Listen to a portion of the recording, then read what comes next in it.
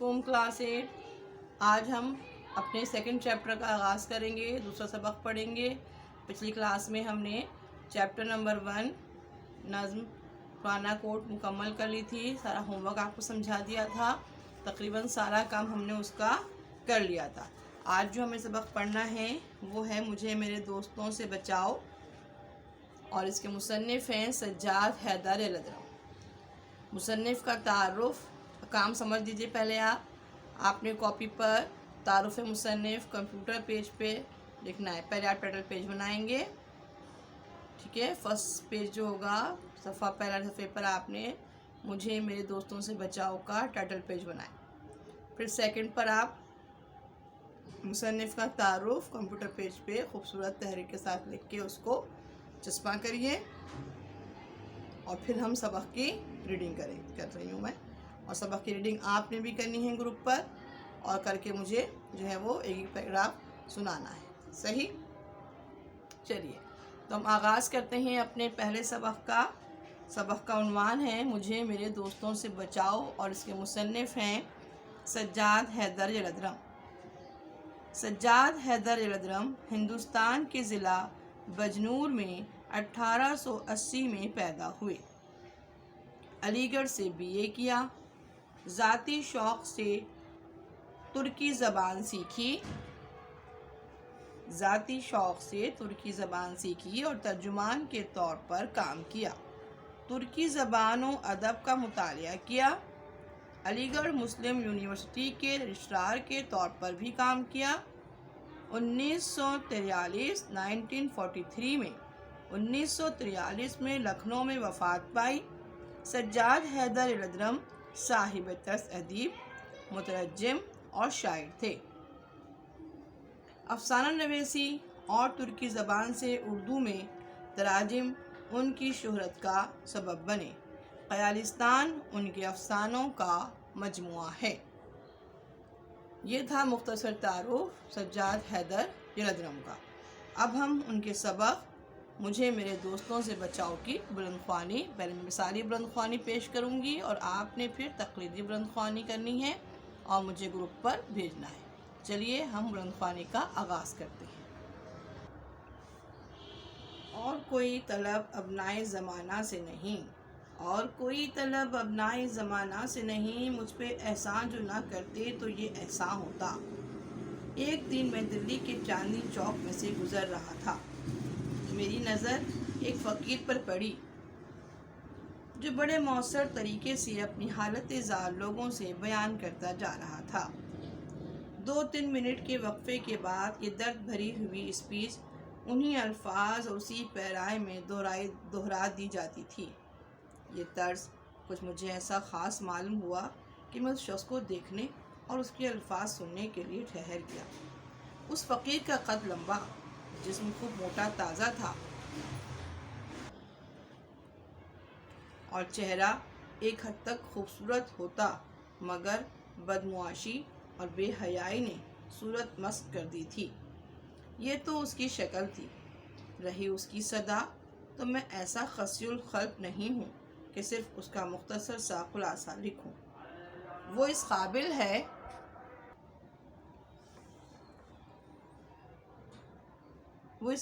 ہے کہ لفظ بلفظ لکھی جائے۔ چنانچہ وہ اسپیچ یا صدا جو کچھ کہیے یہ تھی: اے بھائی مسلمانوں، خدا کے لیے مجھ بد نصیب کا حال سنو۔ میں آفت کا مارا 7 بچوں کا باپ ہوں، اب روٹیوں کا محتاج ہوں، اپنی مصیبت ایک ایک سے کہتا ہوں۔ میں بھیک نہیں مانگتا، میں یہ چاہتا ہوں کہ اپنے وطن کو چلا جاؤں، مگر کوئی خدا کا پیارا مجھے گھر پر بھی نہیں پہنچاتا۔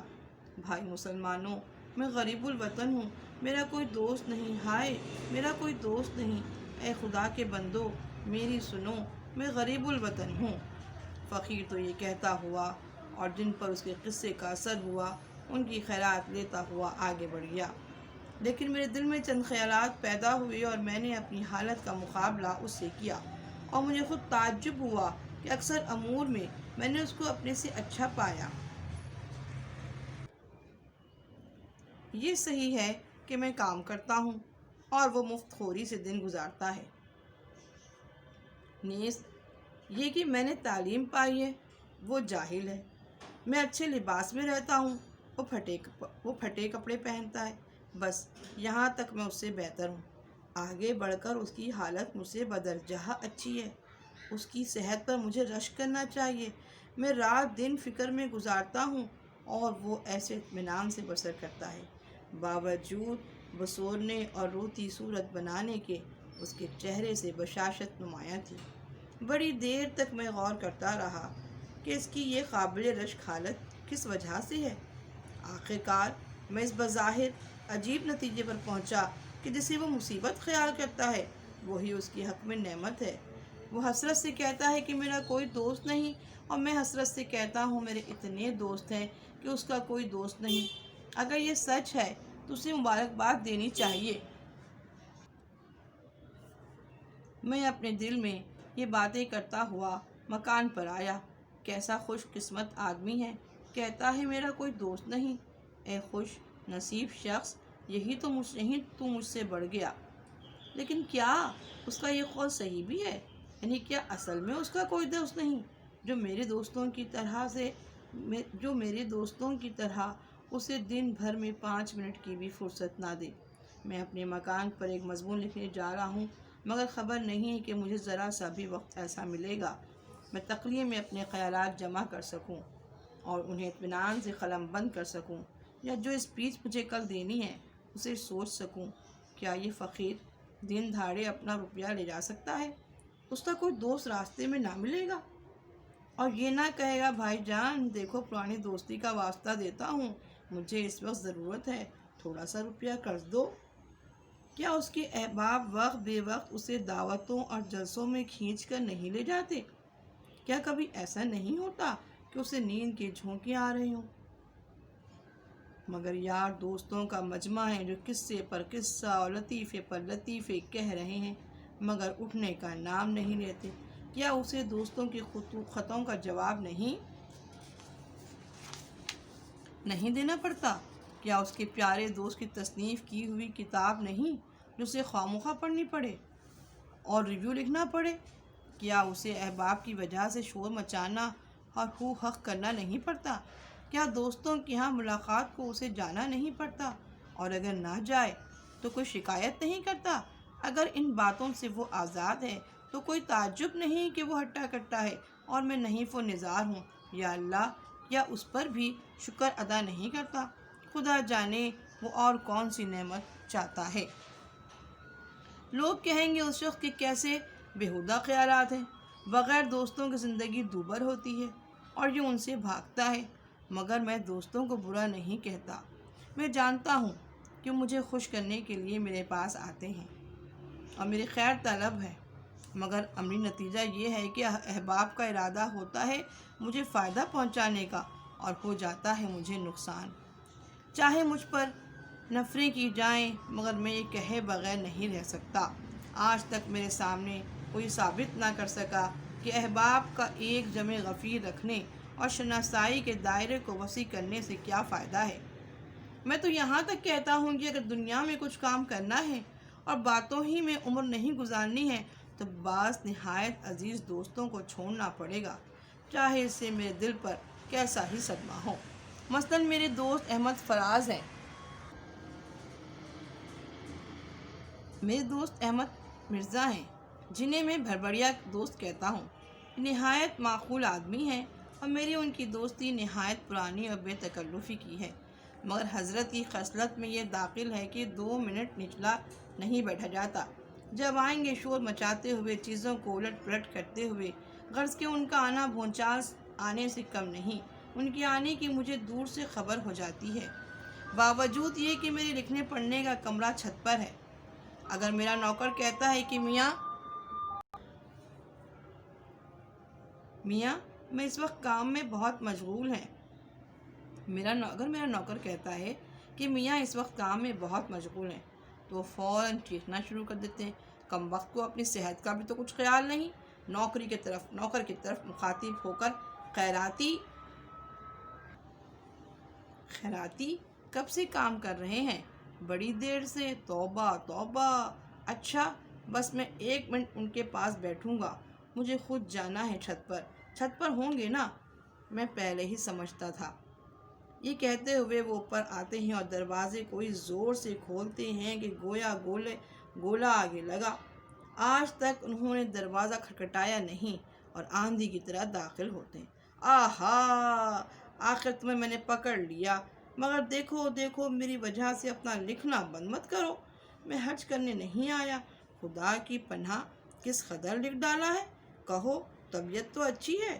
میں تو صرف یہ پوچھنے آیا تھا۔ واللہ مجھے کس قدر خوشی ہوتی ہے، میرے دوستوں میں ایک شخص ایسا ہے جو مضمون نگار کے لقب سے پکارا جا سکتا ہے۔ لو اب میں جاتا ہوں، میں بیٹھوں گا نہیں، 1 منٹ نہیں ٹھہرنے کا، تمہاری خیریت دریافت کرنی تھی۔ خدا حافظ۔ یہ کہہ کر وہ نہایت محبت سے مصافحہ کرتے ہیں اور اپنے جوش میں میرے ہاتھ کو اس قدر دبا دیتے ہیں کہ انگلیوں میں درد ہونے لگتا ہے اور میں قلم نہیں پکڑ سکتا۔ یہ تو علیحدہ رہا، اپنے ساتھ میرے کل خیالات کو بھی لے جاتے ہیں۔ خیالات کو جمع کرنے کی کوشش کرتا ہوں، مگر اب وہ کہاں؟ اور دیکھا جائے تو میرے کمرے میں 1 منٹ سے زیادہ نہیں رہے۔ تاہم اگر وہ گھنٹوں رہتے تو اس سے زیادہ نقصان نہ کرتے۔ کیا میں انہیں چھوڑ سکتا ہوں؟ میں اس سے انکار نہیں کرتا۔ میری اور ان کی دوستی بس پرانی ہے اور مجھ سے بھائیوں کی طرح محبت کرتے ہیں۔ تاہم میں انہیں چھوڑ دوں گا، ہاں چھوڑ دوں گا، اگرچہ کلیجے پر پتھر رکھنا پڑے۔ اور لیجئے، میرے دوست محمد تحسین ہیں۔ یہ بال بچے والے صاحب ہیں اور رات دن انہی کی فکر میں رہتے ہیں۔ جب کبھی ملنے آتے ہیں تو تیسرے پہر کے قریب آتے ہیں، اور جب میں کام سے فارغ ہو چکتا ہوں لیکن اس قدر تھکا ہوا ہوتا ہوں کہ دل چاہتا ہے 1 گھنٹہ آرام کرسی پر خاموش پڑا رہوں، مگر تحسین آئے ہیں اور ان سے ملنا ضروری ہے۔ ان کے پاس باتیں کرنے کے لیے سوائے اپنی بیوی بچوں کی بیماری اور کوئی مضمون ہی نہیں۔ میں کتنی ہی کوشش کروں مگر وہ اس مضمون سے باہر نہیں نکلتے۔ اگر میں موسم کا ذکر کرتا ہوں تو وہ کہتے ہیں ہاں بڑا خراب موسم ہے، میرے چھوٹے بچے کو بخار آ گیا، منجلی لڑکی کھانسی میں مبتلا ہے۔ اگر لٹریچر کے متعلق گفتگو کرتا ہوں تو تحسین صاحب فوراً معذرت پیش کرتے ہیں، بھائی آج کل گھر میں بیمار ہے، مجھے اتنی فرصت کہاں کہ میں اخبار پڑھوں۔ اگر کسی عام جلسے میں آتے تو اپنے لڑکوں کو ساتھ لیے ہوتے ہیں، ہر ایک سے بار بار پوچھتے رہتے ہیں طبیعت تو نہیں گھبراتی، پیاس تو نہیں معلوم ہوتی، کبھی کبھی نبض بھی دیکھ لیتے ہیں۔ اب وہاں بھی کسی سے ملتے ہیں تو گھر کی بیماری ہی کا ذکر کرتے ہیں۔ بہت ہی خوبصورت مضمون، بہت ہی زبردست آپ نے پڑھا۔ میں نے اس کے ابھی آپ کے سامنے مثالی بلند خوانی پیش کی۔ آپ نے بچوں اس کو ریڈ کرنا ہے، اس کی بلند خوانی کرنی ہے اور گروپ پر مجھے ایک پیراگراف بلند خوانی کر کے آپ بھیجیں گے، یعنی کہ ریڈنگ کرنی ہے آپ نے، صحیح ہے؟ پھر میں آپ کو گروپ پر ہی کمنٹس دوں گی۔ تو گرلز بوائز سب سے کہہ رہی ہوں اس چیپٹر کی ریڈنگ کریں گے اور الگ سے بھی کریں گے، اور ڈیورنگ کلاس مجھے گروپ پر آپ جو ہے اپنے چیپٹرس کی ریڈنگ کر بھیجیں گے، صحیح؟ اور پھر میں آپ کو اس کے کمنٹس لکھوں گی گروپ پر ہی۔ تو یہ آج آپ نے سبق ریڈ کیا ہے مجھے میرے دوستوں سے بچاؤ، بہت ہی دلچسپ سبق ہے۔ اب میں انشاءاللہ تعالیٰ اگلی کلاس میں آپ سے ملاقات کروں گی۔ اللہ حافظ۔